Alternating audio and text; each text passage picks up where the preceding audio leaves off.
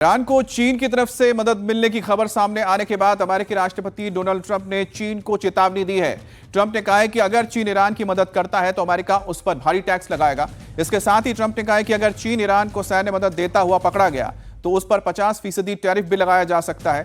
दावा तो किया जा रहा है कि चीन ईरान को कंधे से दागी जाने वाली पोर्टेबल शहद से हवा में मार करने वाली मैन पोर्टेबल मिसाइलें दे रहा है, जिसके जरिए आप जमीन से कम ऊंचाई पर उड़ान भरने वाले हेलीकॉप्टर्स, ड्रोन्स या फिर किसी एयरक्राफ्ट को मार गिरा सकते हैं। ट्रंप का यह बयान ऐसे वक्त में आया है जब अगले महीने उनका चीन का दौरा है, जहां उनकी मुलाकात राष्ट्रपति शी जिनपिंग से होनी है।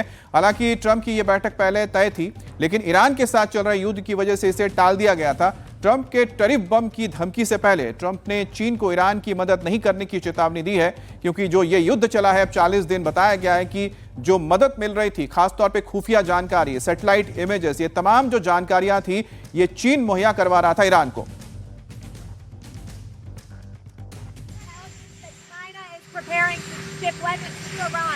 Well, if China does that, China's going to have big problems, okay? और इस्लामाबाद में अमेरिका और ईरान के बीच में शांति वार्ता फेल होने के बाद से अब रूस के राष्ट्रपति व्लादिमीर पुतिन ने ईरान और अमेरिका के बीच मध्यस्थता की पेशकश की है। इसके लिए रूसी राष्ट्रपति पुतिन ने ईरान के राष्ट्रपति मसूद पेज़ेश्कियान से फोन पर बात की। इस बातचीत में पुतिन ने साफ कह दिया कि रूस इस पूरे इलाके में शांति स्थापित करने के प्रयासों में मदद करने के लिए तैयार है। रूस ये चाहता है कि बातचीत के जरिए इस संकट का समाधान निकले और पूरे क्षेत्र में एक तरीके से स्थिरता आए।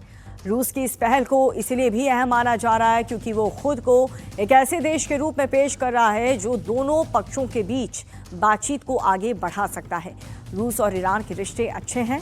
हालांकि ईरान का कहना है कि अमेरिका अब तक तेहरान का भरोसा जीतने में नाकाम रहा और हालांकि शांति वार्ताओं के बावजूद दोनों देश के बीच अविश्वास अब भी बना हुआ है, जो किसी भी समझौते में एक बहुत बड़ी बाधा बन सकता है।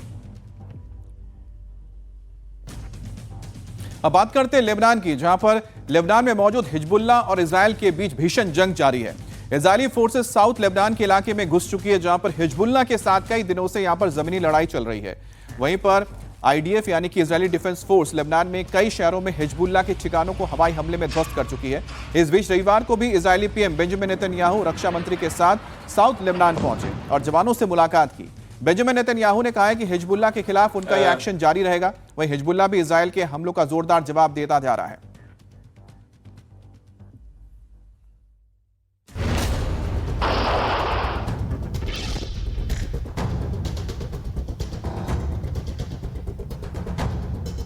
अमेरिका और ईरान के बीच वार्ता फेल होने के बावजूद अभी 2 हफ्ते का सीज फायर लागू दिख रहा है, लेकिन इजराइल का लेबनान में हमला और हिजबुल्लाह का जवाबी हमला थम नहीं रहा।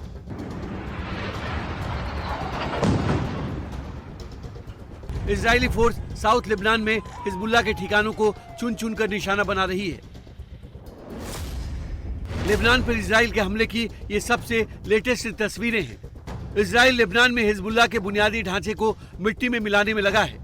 साथ ही आईडीएफ लेबनान के अलग अलग शहरों में भी हिजबुल्लाह के ठिकानों को तबाह कर रही है, चाहे वो रिहायशी इलाके में ही क्यों ना हो। रविवार को इजराइल ने साउथ लेबनान में हिजबुल्लाह के बुनियादी ढांचे पर जबरदस्त प्रहार किया। आईडीएफ ने एयर स्ट्राइक करके हिजबुल्लाह के 1 दर्जन से ज्यादा ठिकानों को उड़ा दिया। यह हमला इतना जबरदस्त था कि हमले के बाद आसमान में धुएं का गुबार छा गया। इजराइल के हमलों के बाद लेबनान का शरीफा शहर मलबे का ढेर बन गया। शहर के एक बड़े हिस्से की कई इमारतें पूरी तरह तबाह हो गई। सड़कों पर मलबा बिखर गया। हिजबुल्लाह के लड़ाके भी इजरायली हमलों का जवाब देने में देर नहीं कर रहे। दक्षिणी लेबनान में इजरायली सैनिकों को निशाना बनाकर हिजबुल्लाह ने क्लस्टर ड्रोन्स का अटैक किया। इस हमले में इजरायली सेना को काफी नुकसान का दावा किया जा रहा है। हिजबुल्लाह का कहना है कि जब तक अमेरिका और इजराइल के हमले नहीं रुकेंगे, तब तक इस तरह का पलटवार जारी रहेगा। इसी बीच इजराइल के प्रधानमंत्री बेंजामिन नेतन्याहू और रक्षा मंत्री कार्ज रविवार को अचानक दक्षिणी लेबनान पहुंच गए। दोनों ने इजरायली सैनिकों से मुलाकात की, उनका हौसला बढ़ाया। इस दौरान रक्षा मंत्री कार्ज ने कहा कि साउथ लेबनान के लोग लिटानी नदी के दक्षिण में कभी नहीं लौटेंगे। इजराइल का टारगेट हिजबुल्लाह को निहत्था करना है।